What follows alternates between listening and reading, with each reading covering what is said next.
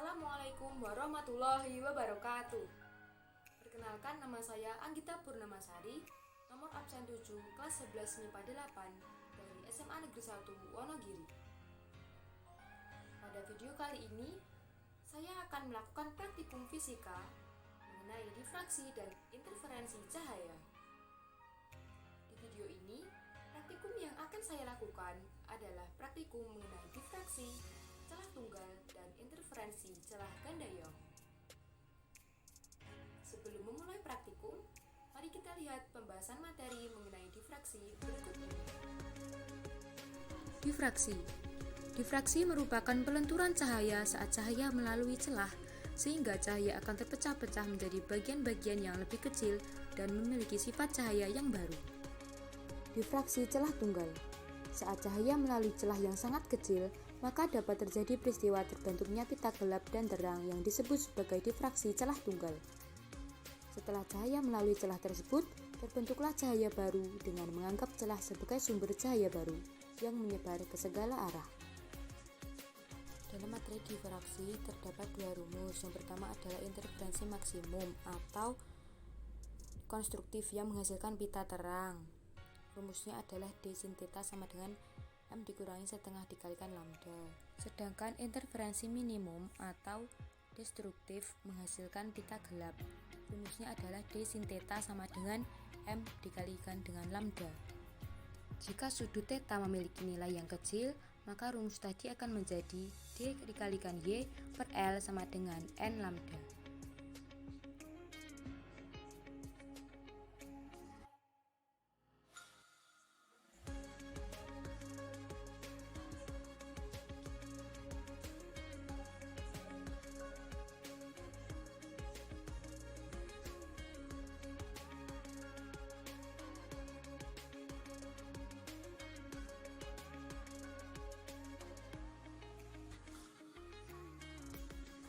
Pertama-tama kita meletakkan penggaris di depan layar. Saya menggunakan dua penggaris karena saya tidak memiliki penggaris yang panjang.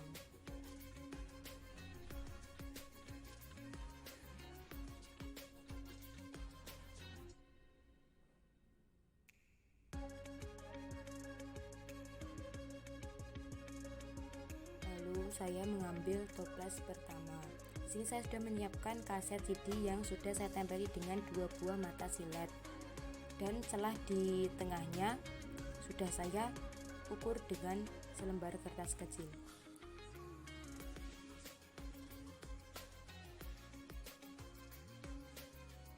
Kita akan membuktikan kembali bahwa celahnya sudah sama ukurannya dengan selembar kertas.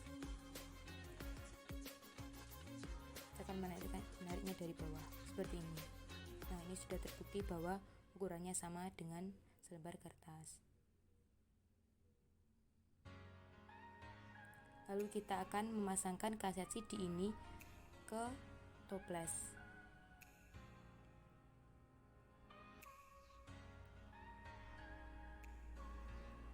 Sebagai penyangga saya menggunakan karet supaya kaset CD bisa tersangga kepada toples.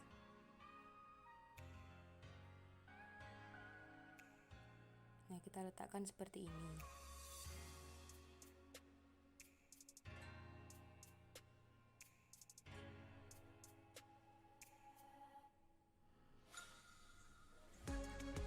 Ini bentuknya setelah sudah tersangga dengan karet. Ini tampak belakangnya.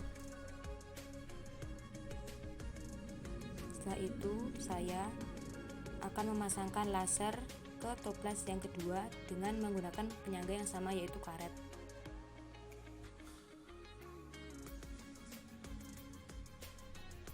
Kita akan memasangnya seperti ini. Setelah itu kita tempatkan seperti pada video. Ini saya sedang menempatkan laser menemukan celah yang tepat supaya terproyeksi dengan baik. Jika lampu sudah dimatikan, maka akan terbentuk bola seperti ini.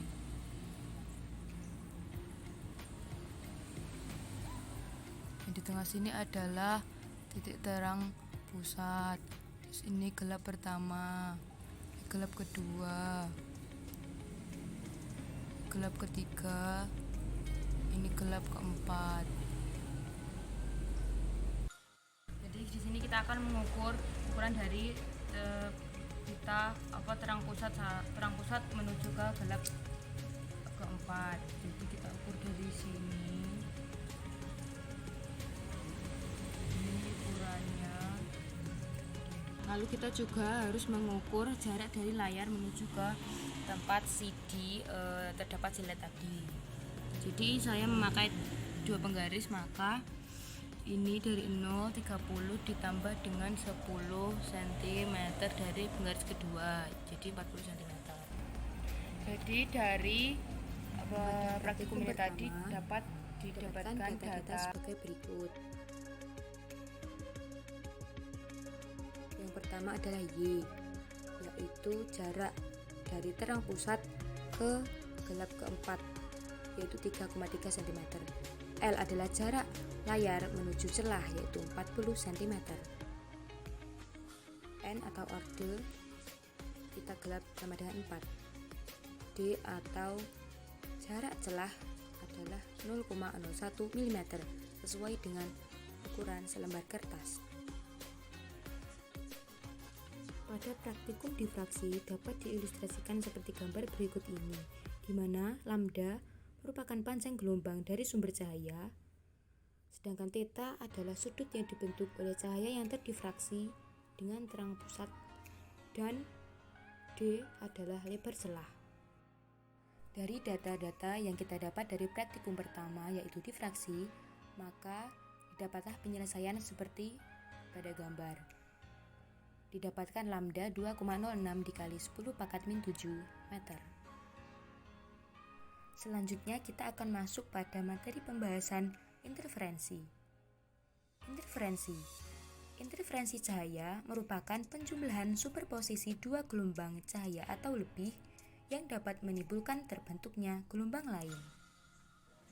Interferensi cahaya pada celah ganda terjadi karena adanya beda fase cahaya dari cahaya yang melalui kedua celah tersebut.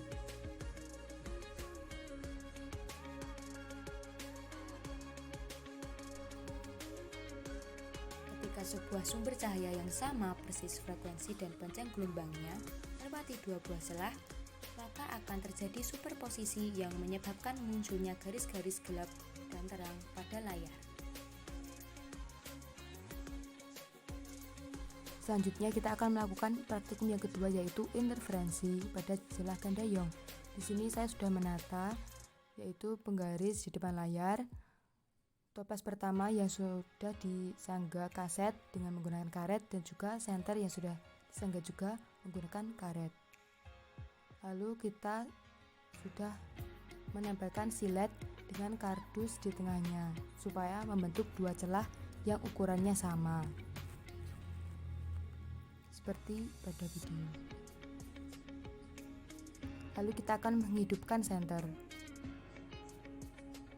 Terlihat pada layar bahwa terproyeksi bentuk pola gelap dan terang yang dihasilkan oleh senter.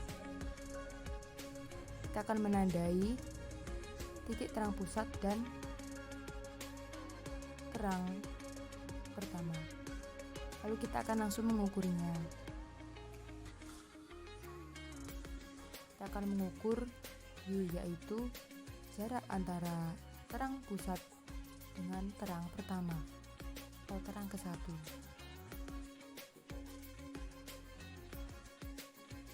Jadi dari praktikum yang kedua, yaitu interferensi celah ganda Young, didapatkan data-data sebagai berikut. Y sebagai jarak antara terang pusat dengan terang pertama, yaitu jaraknya 2,2 cm. D adalah jarak antara 2 celah, yaitu 0,1 cm. L merupakan jarak antara layar menuju celah atau kaset, yaitu 42 cm. Dan N sama dengan 1. Jika praktikum kedua, yaitu interferensi celah ganda Young, diilustrasikan, maka akan menghasilkan gambar seperti ini. pada video, di mana Y adalah jarak dari terang pusat ke terang pertama, sedangkan D adalah jarak antara dua celah. L merupakan jarak celah ke layar. Dari data-data pada praktikum kedua, maka didapatkan penyelesaian seperti pada gambar di atas. Dari penyelesaian tersebut, saya mendapatkan lambda, yaitu sama dengan 0,52 dikali 10 pangkat min 4 meter. Sekian dan terima kasih. Wassalamualaikum warahmatullahi wabarakatuh.